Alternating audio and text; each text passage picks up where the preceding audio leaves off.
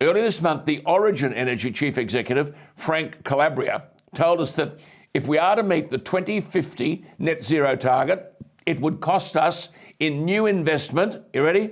$176 trillion. I venture to say he'd know more about this than Chris Bowen or Anthony Albanese, let alone some bureaucrat or a clutch of them in Canberra. He said that between now and 2050, there would be a tripling of demand for electricity and storage because Bowen and Albanese and co want to get rid of coal-fired power.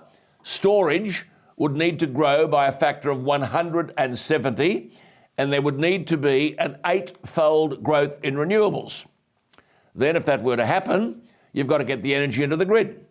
Mr. Calabria said additional transmission infrastructure would be essential, an understatement I would have thought, with domestic investment in that estimated at another $70 billion.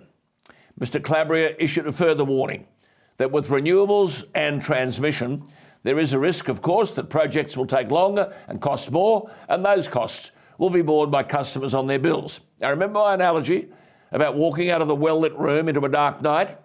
This is where we are on Labor's energy policy. We don't know where we will finish up.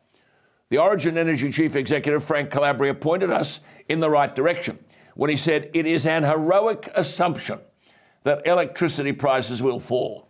Indeed, he said it's also an heroic assumption that we'll have the electricity we need.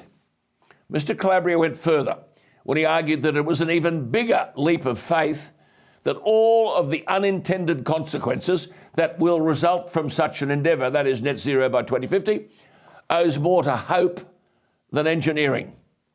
Parallel to this renewable nonsense is the correct argument that Australia can't hit net zero by 2050 without a policy for the transport sector.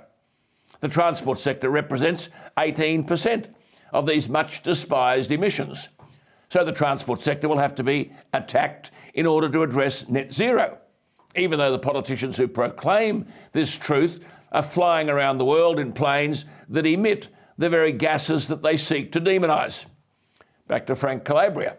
Because trials conducted by Origin Energy, he's the chief executive, have found that if Australians start buying electric vehicles in big numbers, and it's clear the Albanese government will spend any amount of your money, even billions, making the purchase of electric vehicles easier, the aim being that cars like yours, fuelled by petrol and diesel, won't be on the road after 2050.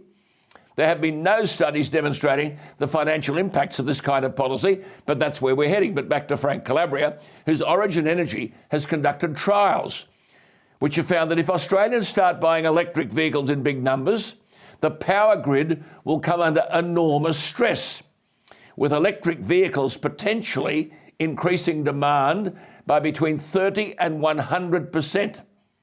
And if this additional load is added to the grid during peak evening periods, the effects could be disastrous because researchers found that 30% of electric vehicle charging is done in the peak period, between 3 p.m. and 9 p.m. So is Big Brother going to demand we buy the electric vehicle and further demand when we can and cannot charge it? The official view is that if the electric vehicle charging is done between 3 p.m. and 9 p.m, the distribution system won't be able to cope. So what do Bowen and co tell us? According to Bowen, quote, Australian homes and businesses are desperate to get their hands on electric vehicles and slash their transport bills. As they say in the movie The Castle, he's dreaming. Coal still produces 60% of our demand, and at night time, when there's no sun and often no wind, the demand for coal-fired power is much higher. The Origin Energy Chief Executive, Frank Calabria, hit us between the eyes. $176 trillion will need to be invested to reach net zero in 28 years' time. What happens in between is, as I said at the outset, like going from a well-lit room into a dark night. The battle for common sense on this issue must continue.